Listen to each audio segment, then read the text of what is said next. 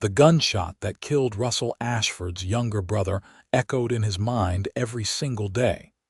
And after that terrible moment 3 years ago in the summer of 1876, he stopped speaking entirely.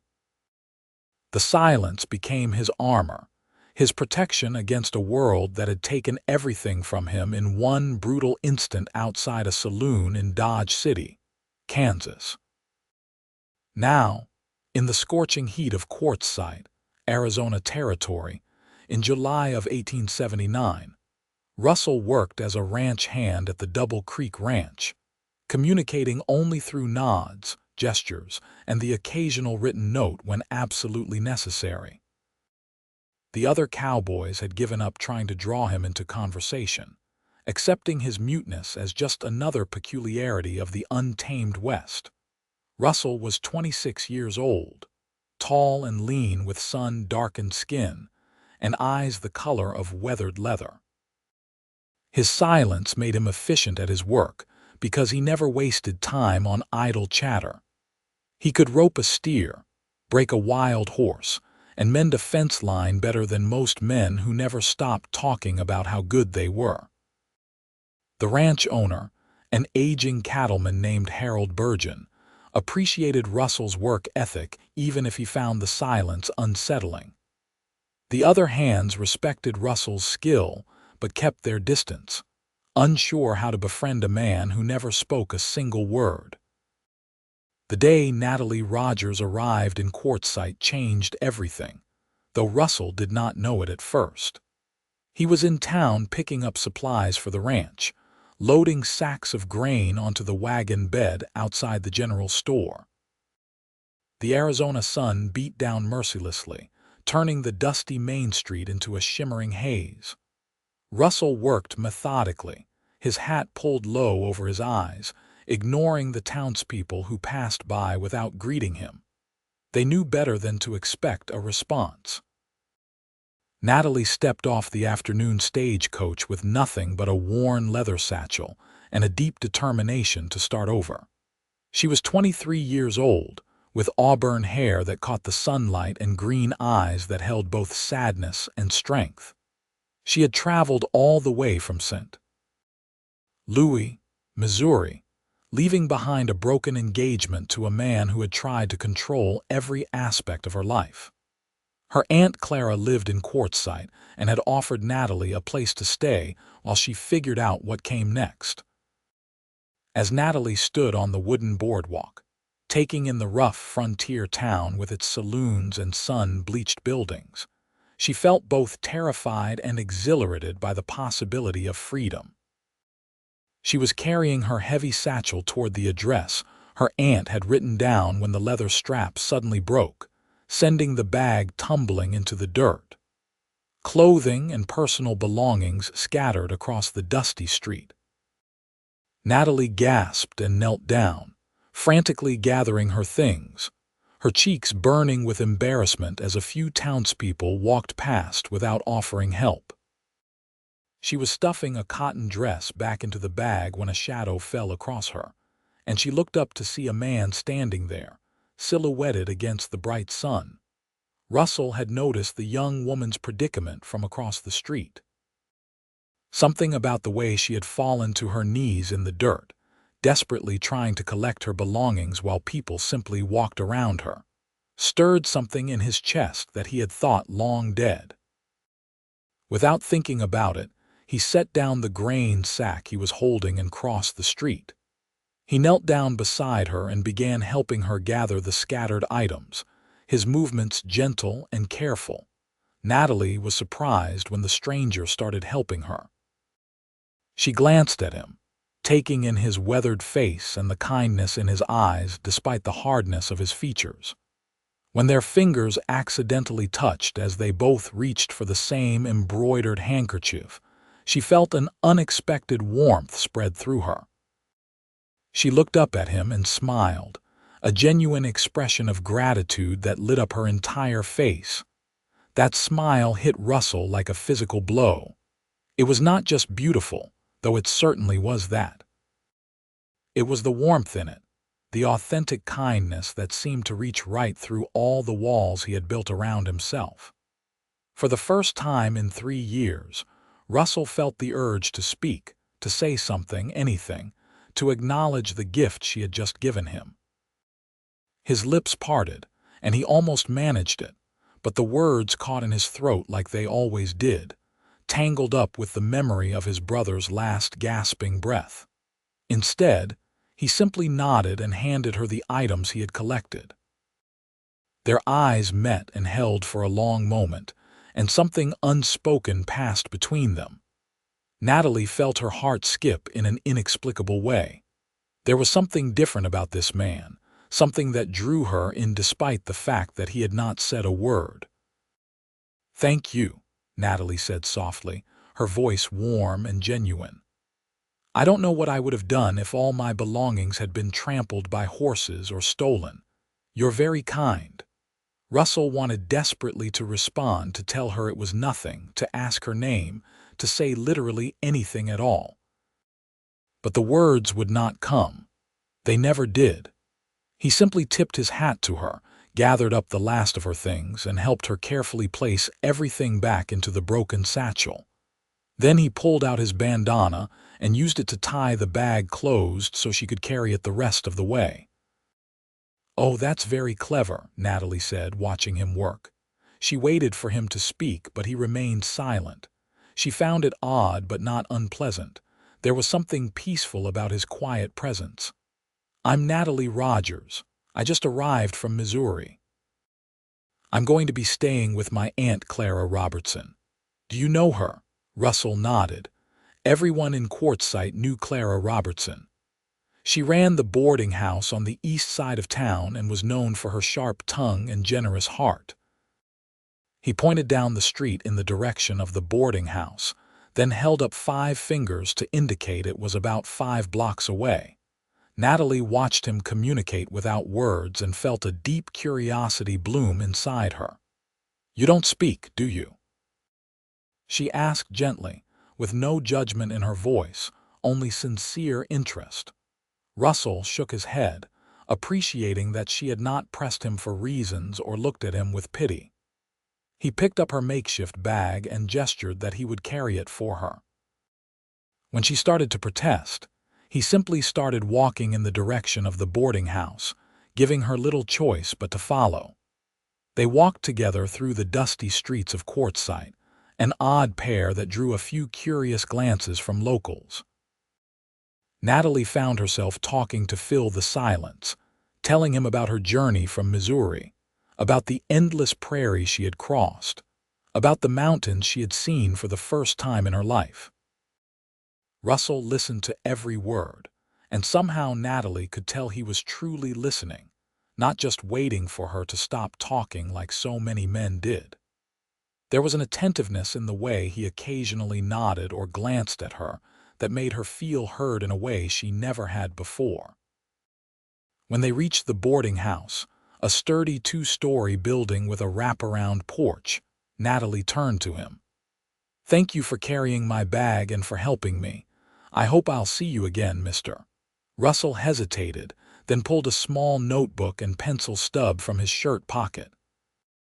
He wrote quickly and showed her, "Russell Ashford." "Russell," Natalie repeated, liking the way his name felt in her mouth. "Well, Russell Ashford, you've been the kindest person I've met since arriving in Arizona. Thank you." She smiled at him again, and this time Russell managed a small smile in return.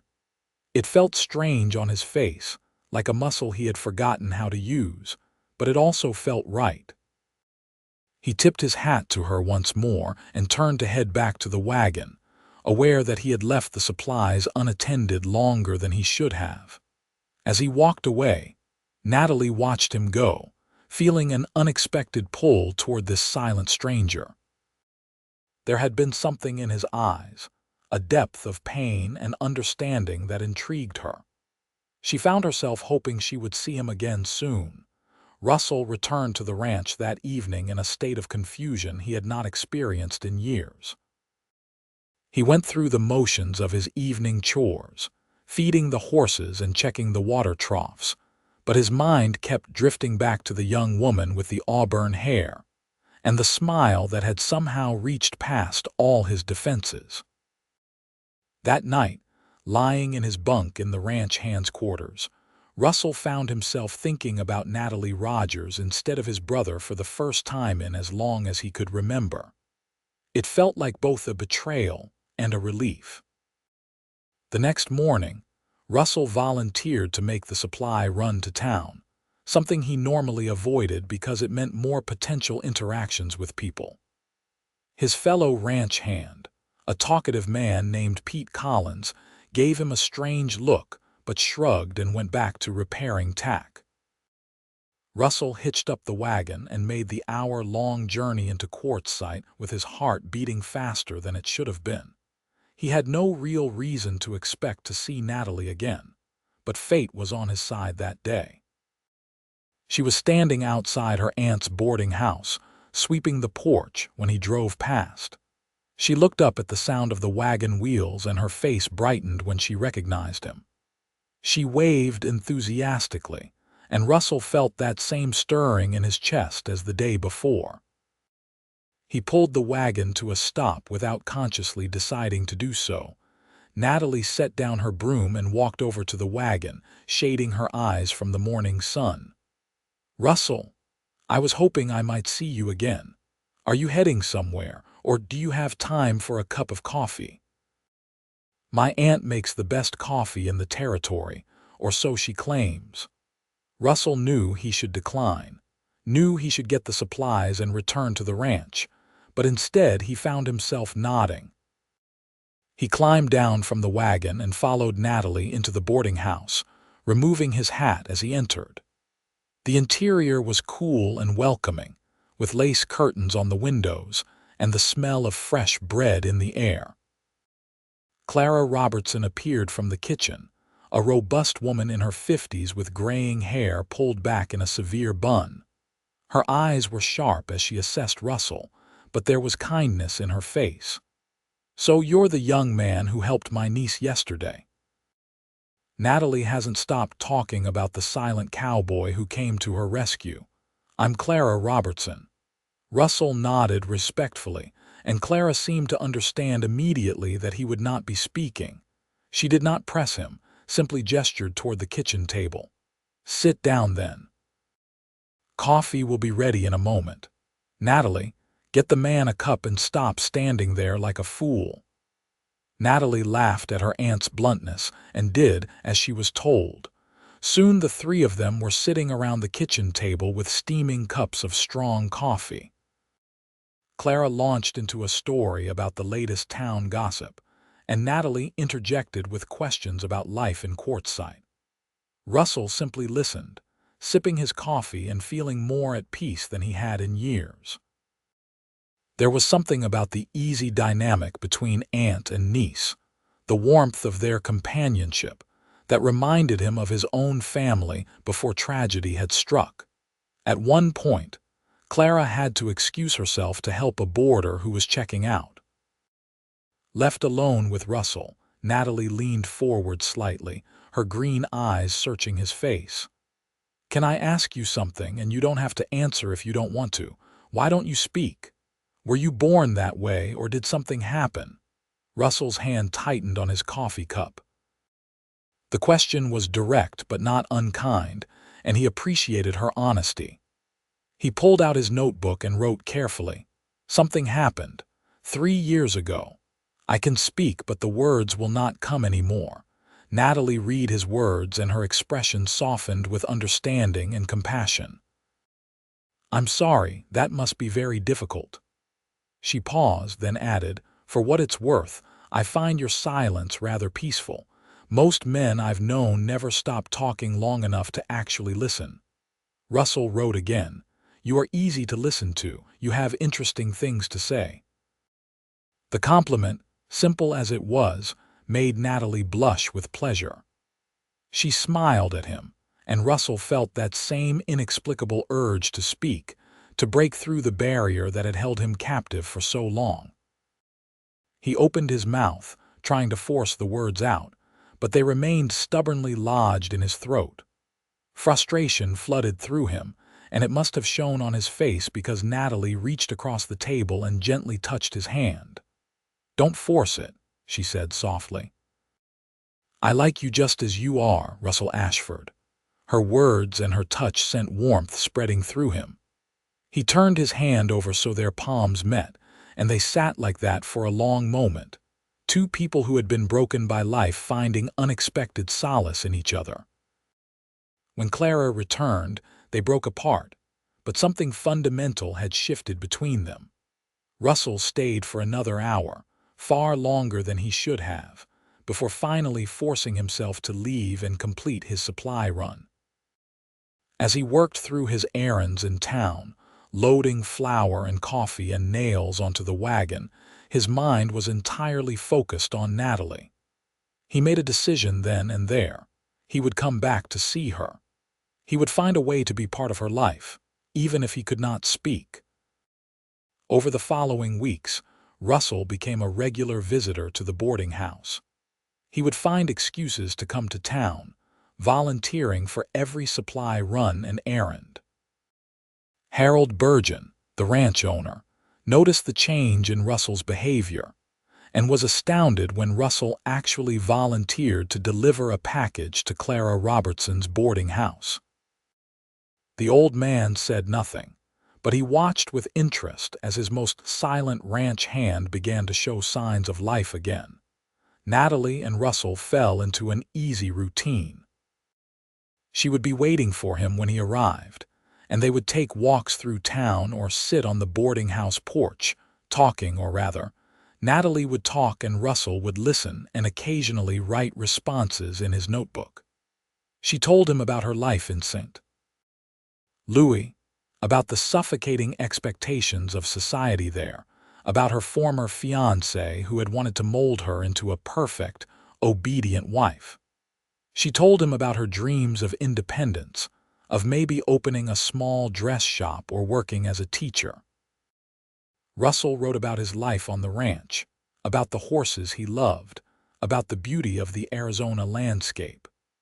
He wrote about his childhood in Kansas, about how he and his younger brother Thomas had been inseparable. But he could not yet write about the day Thomas died, could not put into words the moment that had stolen his voice. Natalie sensed there was more to his story, but never pushed him to share more than he was ready to give. As summer deepened into August, their connection deepened too. Russell found himself thinking about Natalie constantly, and the realization that he was falling in love with her was both thrilling and terrifying. He had thought that part of him died with his brother, but Natalie was bringing him back to life, one smile, one gentle word, one moment of understanding at a time. One evening, they were sitting on the porch as the sun set, painting the sky in shades of orange and pink. Natalie was telling him about a letter she had received from her mother, begging her to return to St. Louis and reconcile with her former fiancé. The pain and conflict in her voice was evident. "She doesn't understand that I can't go back," Natalie said, staring out at the darkening street. "That man didn't love me. He loved the idea of me, the version of me he wanted to create. He criticized everything about me, my opinions, my interests, the way I wore my hair. He wanted to control every aspect of my life." She turned to look at Russell. "Have you ever felt trapped like that? Like you were suffocating and no one even noticed?" Russell's hand moved almost of its own accord, reaching out to take hers. He squeezed gently, trying to communicate without words that, yes, he understood completely. He pulled out his notebook and wrote, "After my brother died, I felt trapped in my grief and my guilt. The silence felt safer than speaking.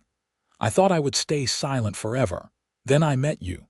Natalie read his words with tears gathering in her eyes. "Oh, Russell," she whispered. She moved closer to him on the porch swing, leaning her head against his shoulder. Russell wrapped his arm around her, and they sat like that as the stars began to appear overhead, two wounded souls finding healing in each other's presence. That night marked a turning point in their relationship. The following Sunday, Russell asked Natalie in writing if he could court her properly. She said yes with a radiant smile that made his heart soar. Clara gave her blessing, having watched the two of them fall in love over the past month, and approving of the quiet cowboy who treated her niece with such respect and tenderness. Their courtship was unlike any other in Quartzsite. They would take long walks in the cooler evening hours, Natalie talking about her day while Russell listened with complete attention. They would sit together while she read books aloud to him, her voice bringing stories to life in the quiet parlor of the boarding house. Russell brought her wildflowers he picked on the range, simple desert blooms that she treasured more than roses. He taught her to ride horseback, patient and encouraging as she learned to handle the gentle mare he borrowed from the ranch. In September, Harold Burgeon invited Russell to bring Natalie out to the Double Creek Ranch for a Sunday dinner. Natalie dressed in her best calico dress and rode out with Russell in the wagon, excited to see where he worked and lived. The ranch was impressive, with a large main house and several outbuildings spread across a valley with mountains rising in the distance. Harold and his wife Martha welcomed Natalie warmly, and over dinner, she charmed them with stories about her work helping Clara run the boarding house. After dinner, Russell took Natalie on a tour of the ranch. He showed her the stables where he worked with the horses, the vast pastures where cattle grazed, the small cabin where the unmarried ranch hands lived. As they walked together in the golden afternoon light, Natalie slipped her hand into his. "I can see why you love it here," she said, looking at the mountains. "It's beautiful in a wild, untamed way, so different from the manicured parks of St. Louis."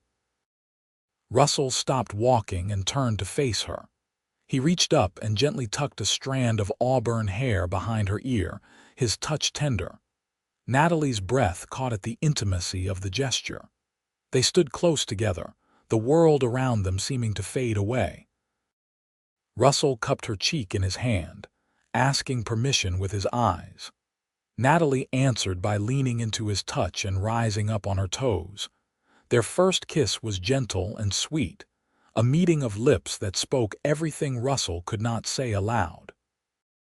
Natalie's arms came up to wrap around his neck and Russell pulled her closer, deepening the kiss. When they finally broke apart, both were breathing hard, and Natalie was smiling up at him with joy shining in her eyes.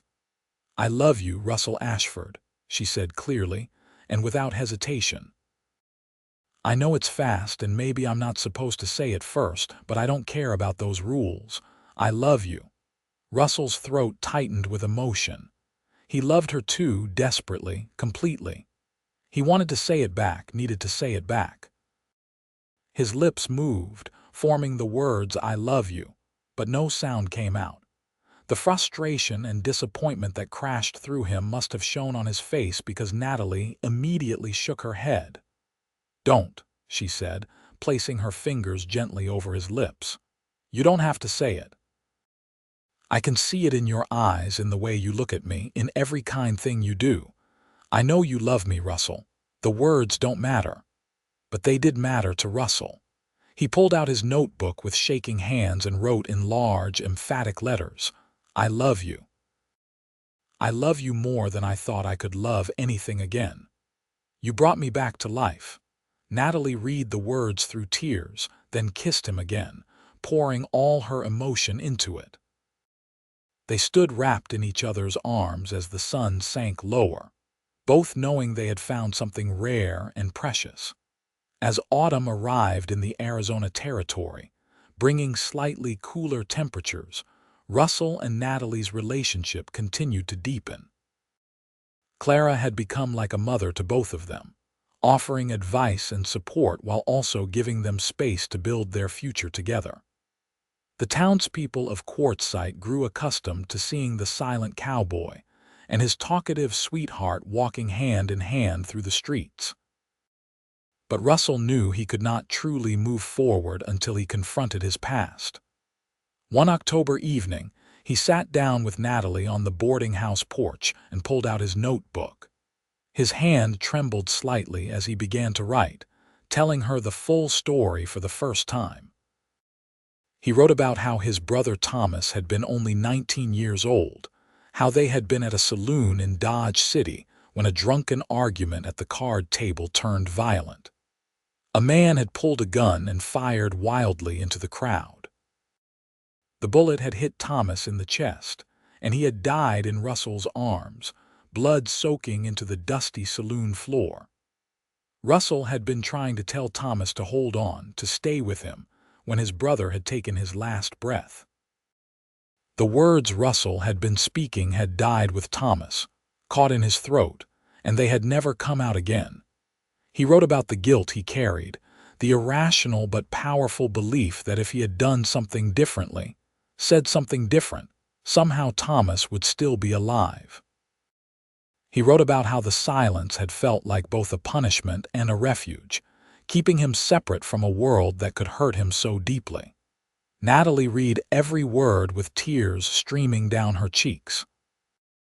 When she finished, she set the notebook aside and pulled Russell into her arms, holding him as his own silent tears fell. "It wasn't your fault," she whispered fiercely. "You couldn't have stopped it, and Thomas wouldn't want you to punish yourself like this. He would want you to live, to be happy." Russell held onto her tightly, letting her comfort wash over him. For the first time since that terrible day, he felt like maybe she was right. Maybe he could forgive himself. Maybe he could truly start to heal. "Will you tell me about him?" Natalie asked softly. "About Thomas, about what he was like." Russell nodded and reached for his notebook again. Over the next few hours, as darkness fell and Clara brought them coffee and quietly retreated, Russell wrote story after story about his brother.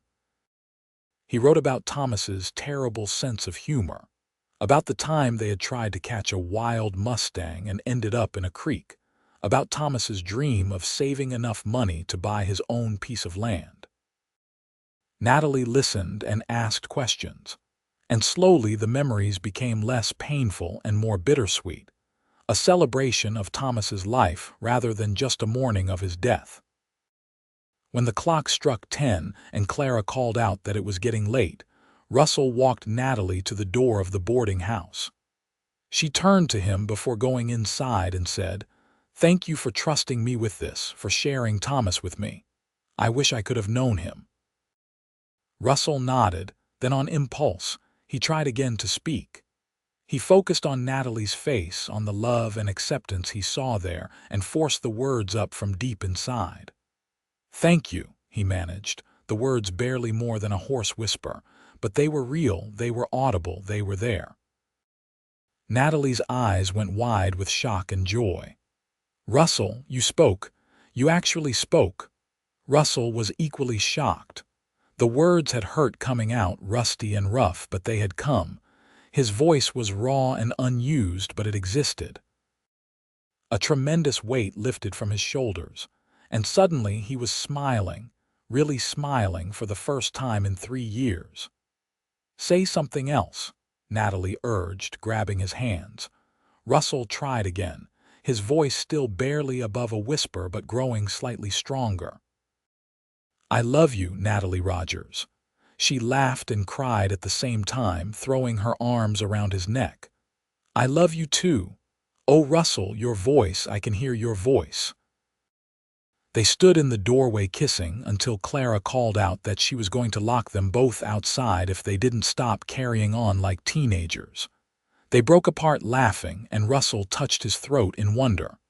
The words were there, waiting. They were rough and difficult, and he knew it would take time to speak easily again, but the dam had broken. Natalie's love had given him his voice back. Over the following weeks, Russell practiced speaking again. At first, it was exhausting, forcing words through vocal cords that had been silent for so long. His voice was hoarse and broke frequently, but he persisted. Natalie was endlessly patient, listening to his halting words and never making him feel self-conscious. He started small, single words and short phrases, gradually building up to full sentences and eventually conversations. The other ranch hands were astounded the first time Russell spoke at the dinner table, asking someone to pass the salt. Pete Collins dropped his fork in shock, and Harold Burgeon nearly choked on his coffee. Word spread through Quartzsite that the silent cowboy had found his voice again, and people looked at Natalie with something approaching awe, as if she had performed a miracle. But Natalie always insisted it was Russell who had done the hard work. She had just given him a reason to want to try again. By the time November arrived, Russell was speaking regularly, though his voice still carried a raspy quality from years of disuse. He proposed to Natalie on Thanksgiving Day, getting down on one knee in Clara's parlor with a simple gold band he had saved 3 months of wages to buy. His voice shook as he asked, "Natalie Rogers, would you do me the honor of becoming my wife?" Natalie said yes before he had even finished the question, and Clara opened a bottle of elderberry wine she had been saving for a special occasion. They decided to marry in January, giving them time to prepare and to save money. Russell had been promoted to ranch foreman by Harold Burgeon, who had been impressed by the transformation in his employee. The position came with a small cottage on the ranch property and a better salary, enough to support a wife and eventual family. The weeks leading up to the wedding were busy and joyful. Natalie sewed her own wedding dress with Clara's help, creating a beautiful gown of ivory silk that she had splurged on at the general store. Russell worked on fixing up the cottage, repairing the porch railing and painting the interior walls white. His fellow ranch hands helped him build furniture, a bed frame and a kitchen table and chairs. Natalie made curtains and bought dishes, nesting in preparation for their new life together. They were married on a clear, cold January day in 1880 at the small church in Quartzsite. The entire town seemed to turn out for the wedding, curious to see the silent cowboy who had found his voice marry the woman who had helped him find it. Russell stood at the altar in a new suit, his hair neatly trimmed and his boots polished to a shine. When Natalie walked down the aisle on Clara's arm, his breath caught at how beautiful she looked. The ceremony was simple but meaningful. When it came time for the vows, Russell spoke as clearly and firmly, his voice strong with conviction. "I, Russell Ashford, take you, Natalie Rogers, to be my lawfully wedded wife. I promise to love you, to honor you, to protect you, and to spend every day of my life showing you what you mean to me. You saved me when I thought I was beyond saving, and I will spend forever being grateful for you." There was not a dry eye in the church by the time he finished. Natalie spoke her own vows through happy tears, and when the minister pronounced them husband and wife, Russell kissed her thoroughly, earning cheers and applause from the assembled guests. The reception was held at the boarding house, with Clara having cooked for 3 days straight to prepare enough food for the crowd. There was dancing and music, laughter and celebration. Russell danced with his bride under the lantern lights, holding her close and whispering words of love that only she could hear. When she smiled up at him with complete happiness radiating from her face, Russell knew he had finally come home. They spent their first night as husband and wife in the cottage on the ranch, a fire crackling in the hearth to ward off the January chill. Russell carried Natalie over the threshold, making her laugh with delight. Inside, everything was ready for them, the bed made up with a quilt Clara had given them as a wedding gift, candles casting a warm glow throughout the rooms. Russell set Natalie down gently and framed her face with his hands. "Are you happy?" he asked, his voice full of wonder that this was real, that she was truly his wife.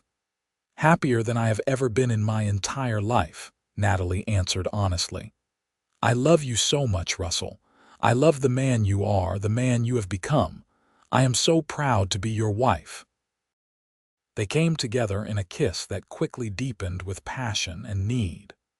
Russell had waited so long to truly be with her, to show her the depths of his love in every way possible. That night, they became one in both body and soul, their love for each other expressed in whispered words and tender touches, in passion and gentleness intertwined. Afterward, they lay wrapped in each other's arms, Natalie's head resting on Russell's chest as he stroked her hair. "Tell me what you are thinking," she murmured sleepily. Russell was quiet for a moment, gathering his thoughts. When he spoke, his voice was thick with emotion. "I am thinking that 3 years ago I wanted to die along with my brother. I could not imagine a future without him, could not see any reason to keep going. And now, lying here with you, I am so grateful that I kept living. Because if I had not, I would never have met you. I would never have known this happiness, this love. You gave me a reason to find my voice again, Natalie. You gave me a reason to live again." Natalie lifted her head to look at him, tears shining in her eyes. "You gave me the same thing, Russell. Before I met you, I thought love meant compromising who I was, becoming smaller to fit someone else's expectations. But you love me exactly as I am. You listen to me. You value my thoughts and dreams. You made me understand what real love is supposed to feel like."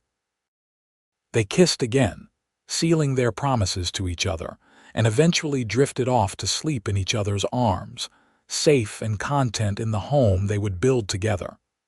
The first months of marriage were an adjustment but a joyful one. Natalie learned to cook for ranch hands who would stop by the cottage for meals, her kitchen becoming known for hearty stews and fresh bread. Russell learned to share his space and his life with another person, finding that he loved coming home to Natalie waiting for him, loved falling asleep with her every night and waking up to her smile every morning. In March, Natalie discovered she was pregnant. She told Russell one evening after dinner, watching his face carefully to gauge his reaction. For a moment, he was speechless, but this time it was from joy rather than trauma. Then he let out a whoop of happiness and picked her up, spinning her around until she was dizzy and laughing. He set her down carefully, immediately worried he had been too rough. "Are you all right? Is the baby all right? Should you be standing? Do you need to sit down?" The questions tumbled out of him in a rush, and Natalie could not stop laughing at his sudden overprotectiveness. "I am perfectly fine," she assured him. "Women have babies every day, Russell. I am healthy and strong, and we have months before the baby arrives. You do not need to treat me like I am made of glass." But Russell could not help himself. He became impossibly protective, insisting she rest more, lifting anything heavier than a teacup, worrying constantly about her health. Natalie found it both exasperating and endearing. Clara visited often, bringing advice and supplies, amused by Russell's hovering. As Natalie's belly grew over the spring and summer, Russell would lie with his head resting gently against her stomach, talking to the baby. He told stories about the ranch, about the horses, about the family they would be. He told the baby about Uncle Thomas, wanting his brother's memory to live on in the next generation. Natalie would run her fingers through his hair and feel overwhelmed with love for this man, who had seemed so closed off when they first met. In October of 1880, on a cool autumn evening, Natalie went into labor. Russell rode at breakneck speed to fetch the midwife, then paced outside the bedroom while Clara and the midwife attended to Natalie. Every time she cried out in pain, Russell flinched as if he had been struck. He wanted to be with her, to hold her hand, but Clara had firmly barred him from the room, telling him he would only get in the way. After hours that felt like days, a baby's cry finally pierced the air. Clara emerged from the bedroom with a huge smile on her face. "You have a son, Russell. A healthy baby boy. and Natalie is doing just fine. You can come in now." Russell practically ran into the bedroom. Natalie was propped up against the pillows, exhausted but glowing with happiness. In her arms was a tiny bundle wrapped in a soft blanket. Russell approached slowly, almost reverently, and looked down at his son for the first time. The baby had a red, wrinkled face and a shock of dark hair. His tiny fist was waving in the air, and his eyes were squeezed shut as he made small, mewling sounds. "He is perfect," Russell whispered, his voice choked with emotion. "Natalie, you are amazing. He is perfect." "Do you want to hold him?" Natalie asked, holding the baby out. Russell sat carefully on the edge of the bed and accepted his son into his arms. The baby was so small, so fragile, so completely dependent on them. Russell felt a fierce surge of protective love wash over him, even stronger than what he felt for Natalie. He would do anything for this child, protect him from anything, give him the world if he could. "What should we name him?" Natalie asked, watching her husband bond with their son. Russell did not hesitate. "Thomas," he said firmly. "Thomas Russell Ashford, after my brother. Is that all right with you?" Natalie smiled, tears gathering in her eyes. "It is more than all right, it is perfect. Hello, Thomas. Welcome to the world, little one." Baby Thomas opened his eyes at the sound of his mother's voice, revealing dark blue eyes that would eventually turn brown like his father's. He looked up at Russell with an unfocused baby stare, and Russell felt his heart expand in a way he had not known was possible. This child represented the future, hope, new beginnings, the cycle of life continuing despite tragedy and loss. That night, after Clara and the midwife had left and the baby was sleeping in a cradle Russell had built beside their bed, Russell and Natalie lay together in the darkness. Russell held Natalie close, careful of her exhausted body. "Thank you," he whispered into her hair. "Thank you for giving me a family again, for giving me a son, for giving me everything." "We gave those things to each other," Natalie murmured. "We built this together, Russell, this beautiful life we have, and it is just beginning." Life settled into a new rhythm with baby Thomas in the house. Natalie proved to be a natural mother, patient and loving even through the sleepless nights and endless demands of an infant. Russell was a devoted father, helping whenever he could, walking the floor with Thomas when he was fussy, changing diapers without complaint, singing lullabies in his rough, unpracticed voice. As Thomas grew from a baby into a toddler, Russell taught him about the ranch. The little boy would toddle after his father, following him everywhere, trying to imitate everything Russell did. By the time Thomas was 3 years old in 1883, he was already showing signs of being a natural with horses, fearless and gentle at the same time. In the spring of 1884, Natalie told Russell she was pregnant again. This time, Russell was calmer, having been through it before, though still protective and attentive. Their daughter was born that November, a beautiful baby girl with auburn hair like her mother and Russell's brown eyes. They named her Clara Rose Ashford, after Natalie's aunt who had become like a grandmother to their children. Russell adored his daughter from the moment he laid eyes on her. She was tiny and perfect, with a loud cry and a strong grip. He would hold her for hours, rocking her and singing to her, completely wrapped around her tiny finger. Natalie would tease him about it, saying he spoiled Clara Rose terribly, but Russell did not care. He loved being a father, loved having a family to come home to, loved the noise and chaos and joy that filled their cottage. As the years passed, the Ashford family thrived. Russell continued to work as ranch foreman, respected by the men under him and valued by Harold Burgeon. Natalie became an important figure in the Quartzsite community, helping Clara run the boarding house and organizing charity drives for families in need.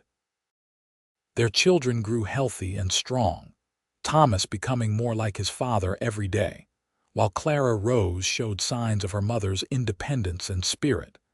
In 1887, when Thomas was 7 and Clara Rose was 3, Harold Burgeon called Russell into his office at the main ranch house. The old cattleman looked tired, his face more lined than it had been when Russell first came to work for him. He gestured for Russell to sit down. "I am getting old, Russell," Harold said bluntly. "My joints ache, my eyes are not what they used to be, and Martha has been after me for years to retire and move to California to be near our daughter. I have decided to finally listen to her." Russell felt a jolt of concern. "What will happen to the ranch?" Harold smiled. "That is what I wanted to talk to you about. You have been the best foreman I could have asked for. You run this place better than I do at this point. I want to sell the ranch to you, Russell. I will give you a fair price, and I will even finance it for you, let you pay me back over time. What do you say?" Russell was stunned into silence, though this time it was from shock and gratitude rather than trauma. Own the ranch. It seemed impossible, like a dream he had never dared to have. "Harold, I do not know what to say. This is incredibly generous." "You have earned it," Harold said firmly. "You turned your life around, Russell. When you first came here, you were a broken man who would not speak to anyone. Now look at you.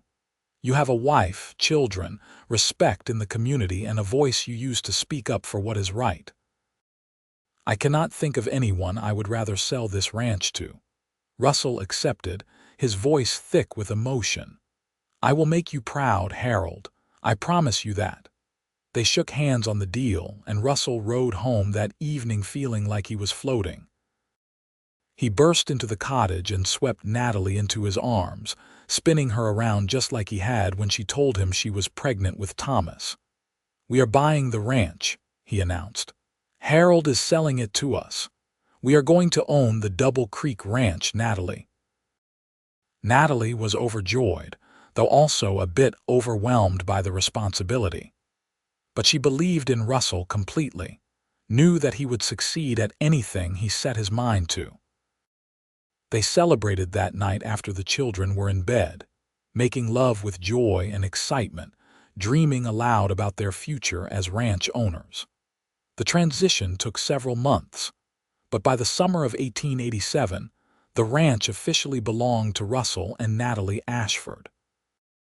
Harold and Martha Burgeon moved to California, and Russell took over full operation of the ranch. It was challenging work, managing both the day-to-day operations and the business side of things, but Russell thrived under the responsibility. Natalie proved invaluable, handling the books and accounts with a sharp mind for numbers that Russell lacked. The ranch prospered under their management. Russell was a fair but firm boss, and the ranch hands respected him. He expanded their herd, bought better breeding stock, and implemented more efficient systems. Within a few years, the Double Creek Ranch was one of the most successful operations in the Arizona Territory. Their family grew too.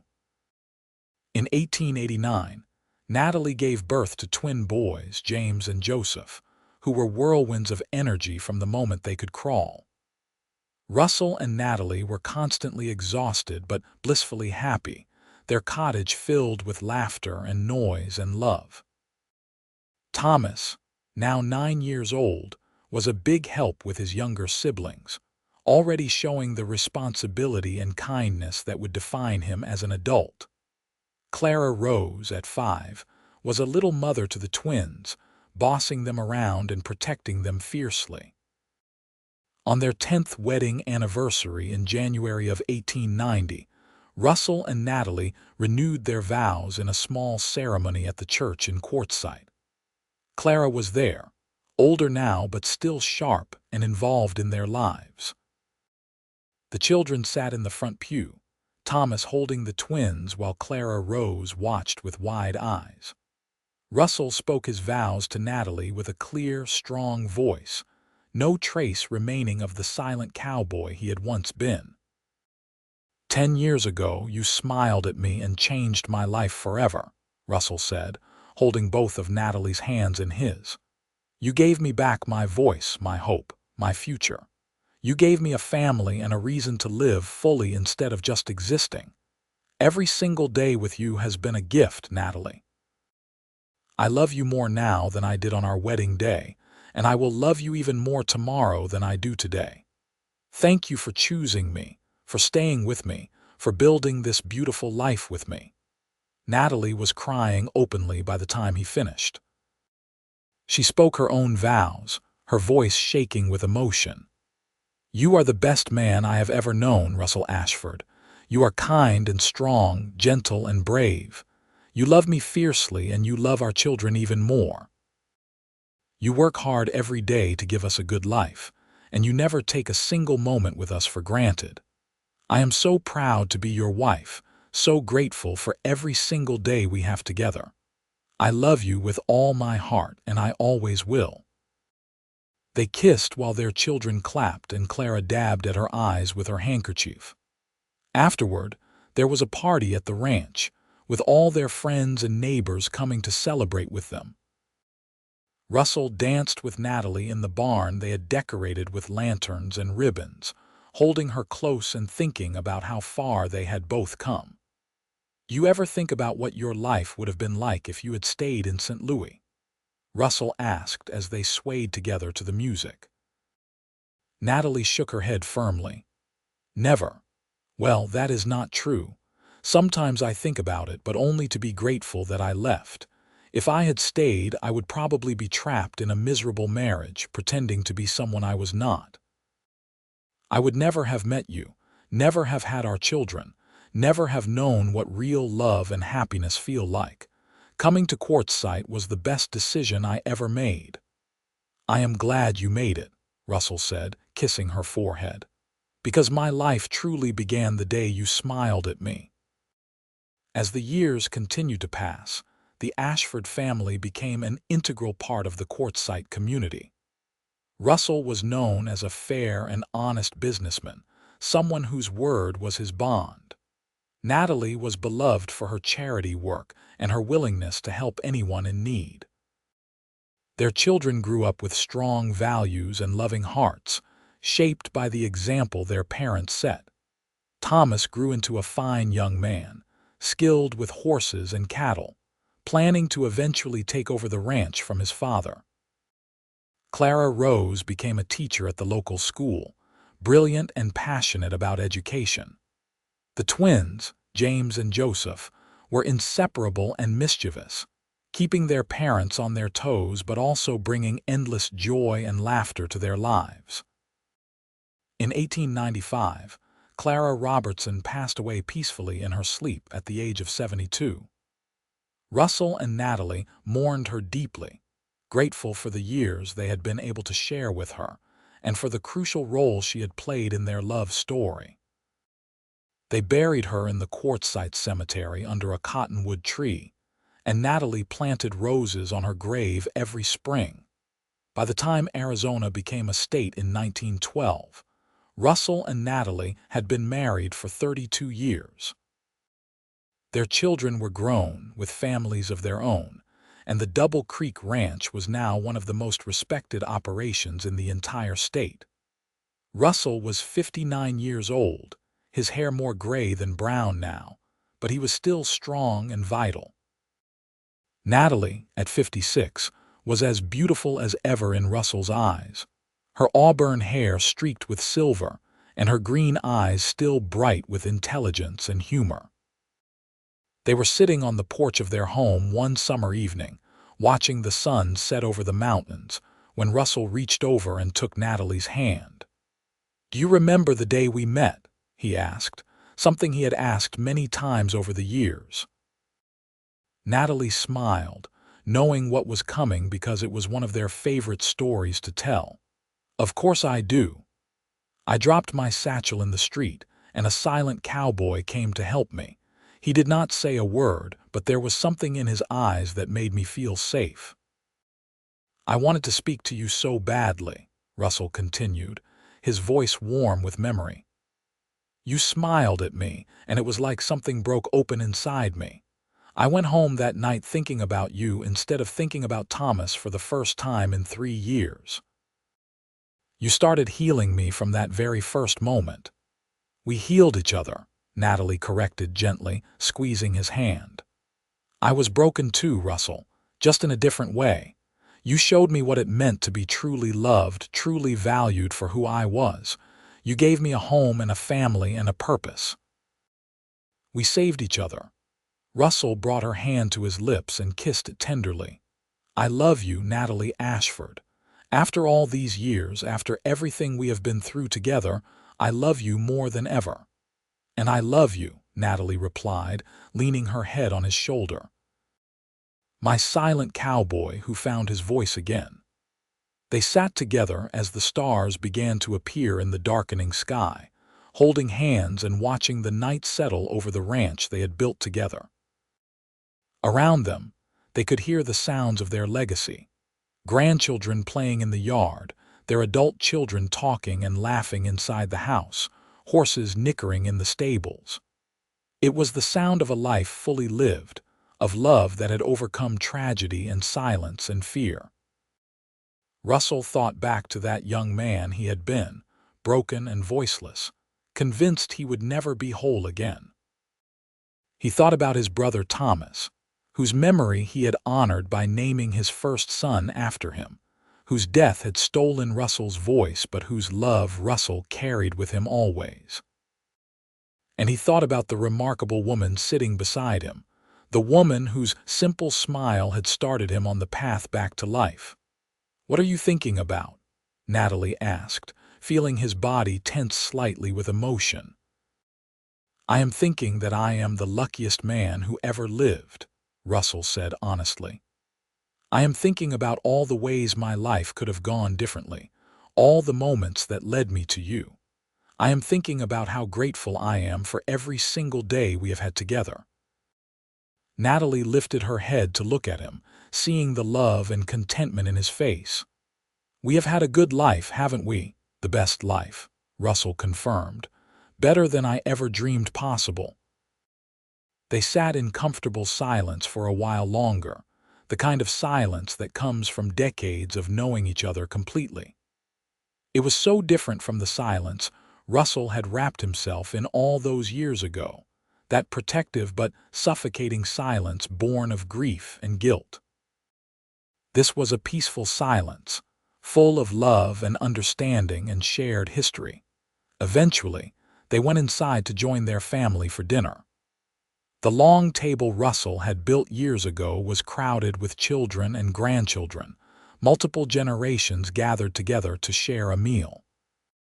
Russell looked around at all the faces, seeing pieces of himself and Natalie in each of them, and felt his heart swell with pride and love. After dinner, Thomas pulled his father aside. At 32 years old, Thomas was now managing most of the day-to-day operations of the ranch, preparing to eventually take it over completely. "Father, I wanted to talk to you about something," he said. "Rachel and I are expecting our third child, and we were wondering if you and Mother would be all right with us naming the baby Russell if it is a boy, or Natalie if it is a girl." Russell felt tears prick his eyes. "Son, that would be an incredible honor. Your mother and I would be thrilled." Thomas smiled, the same smile his father had learned to make again all those years ago. "You and Mother are the reason I know how to be a good husband and father. The example you set, the love you show each other and all of us, that is the foundation of everything good in my life. I want my children to carry on your names and your legacy." Russell pulled his son into a tight embrace. "I am so proud of you, Thomas, so proud of the man you have become. You are everything I could have hoped for in a son."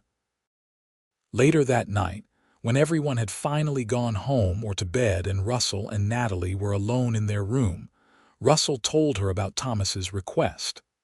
Natalie cried happy tears, touched by the gesture. They lay in bed together, wrapped in each other's arms as they had been for over 3 decades. You have any regrets? Natalie asked quietly in the darkness. Anything you wish you had done differently? Russell thought carefully about the question. I wish I could have met you sooner, he said finally. I wish I had not lost those 3 years to silence and grief, but I also know that everything that happened made me who I am, made us who we are.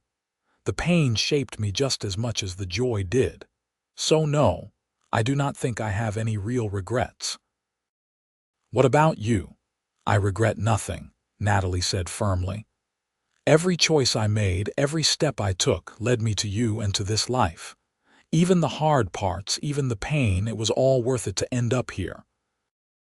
They kissed slowly, tenderly, still finding joy and passion in each other after all these years. When they finally drifted off to sleep, they were smiling, content in the knowledge that they had found something rare and precious. True love that lasted, a partnership built on respect and understanding, a family built on a foundation of devotion. The years continued to roll by, bringing both joys and sorrows as all lives do. They lost friends to old age and illness, celebrated the births of more grandchildren, watched their children achieve their own dreams and build their own families. Through it all, Russell and Natalie remained each other's constant, their love the steady heartbeat that anchored their entire family. In the spring of 1920, Russell and Natalie celebrated their 40th wedding anniversary, surrounded by 3 generations of family. The party was held at the ranch, with over 100 people in attendance. Russell, now 67 and moving a bit slower but still strong, stood up to give a speech. His voice, which had once been silent for 3 years, rang out clear and certain. 40 years ago, I married the most remarkable woman I have ever known, he began, looking at Natalie with undisguised adoration. She took a broken, silent cowboy and taught him how to live again, how to love again, how to hope again. Every good thing in my life came from that moment when Natalie Rogers smiled at a stranger who was helping her in the street. That smile changed everything. It gave me my voice back, it gave me my life back. Natalie, you are my heart, my home, my everything. Here is to 40 more years together. Everyone cheered and raised their glasses, and Natalie stood up to kiss her husband. They danced together as the sun set, moving slowly but still graceful, still completely in sync with each other. Their grandchildren watched with wonder, hoping that someday they would find a love like their grandparents shared. As the evening grew late and the party wound down, Russell and Natalie took a walk together around the ranch, just the two of them. They walked hand in hand, taking the familiar paths they had walked together thousands of times before. Everything was bathed in soft moonlight, peaceful and perfect. You remember, Natalie said as they walked, how terrified I was when I first arrived in Quartzsite. I thought I had made a terrible mistake leaving St. Louis. I had no idea what I was going to do with my life. And now you are the matriarch of one of the most successful ranching families in Arizona, Russell said with a smile. You helped me build an empire, Natalie. You raised 4 incredible children who have given us more grandchildren than I can count. You have touched so many lives with your kindness and generosity. We did it together, Natalie insisted, as she always did. Everything we have, everything we built, we did as partners. I could not have done any of it without you. They reached the top of a small hill that overlooked the entire ranch, standing in the same spot where Russell had first kissed Natalie over 40 years earlier. The view was still breathtaking. The valley spread out below them with the ranch buildings clustered together and the mountains rising in the distance. This is where you first told me you loved me, Natalie said softly. Right here on this spot.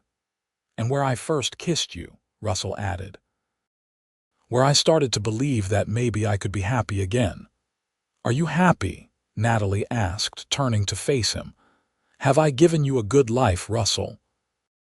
Russell cupped her face in his weathered hands, looking into her eyes with an intensity that took her breath away even after 40 years of marriage. "You have given me more than I ever thought possible. You have given me joy and love and purpose. You have given me a family that fills my heart to overflowing. You have been my partner, my lover, my best friend. Every single day with you has been a blessing, Natalie. Every single day." They kissed under the stars, two people who had found each other when they both needed saving, who had built a beautiful life together through love and determination and unwavering commitment. When they finally headed back to the house, they were walking close together, supporting each other, the way they always had and always would. Russell lived to be 75 years old, passing away peacefully in his sleep in the summer of 1928 with Natalie holding his hand. His last words were, "I love you," spoken to the woman who had given him back his voice and his life. Natalie lived another 8 years, surrounded by her children and grandchildren, telling stories about the silent cowboy who had found his voice again because of a smile. She joined Russell in 1936, and they were buried side by side in the Quartzsite Cemetery, their graves marked with a simple headstone that read, "Russell and Natalie Ashford, together forever. Love conquers all." Their legacy lived on through their children and grandchildren and great-grandchildren, generations who inherited not just the ranch, but also the values Russell and Natalie had instilled in them: hard work, kindness, loyalty, and above all, the power of love to heal even the deepest wounds. The Double Creek Ranch remained in the family for decades, a testament to what two people could build when they found each other and refused to let go. And sometimes, on quiet evenings when the sun was setting over the Arizona mountains, people walking on the ranch would swear they could hear the sound of laughter carried on the wind. See two figures walking hand in hand on the hill overlooking the valley. The silent cowboy and the woman whose smile had saved him, together for eternity, their love story echoing through the years as a reminder that even in the hardest times, even after the deepest losses, love can find a way to heal us and make us whole again.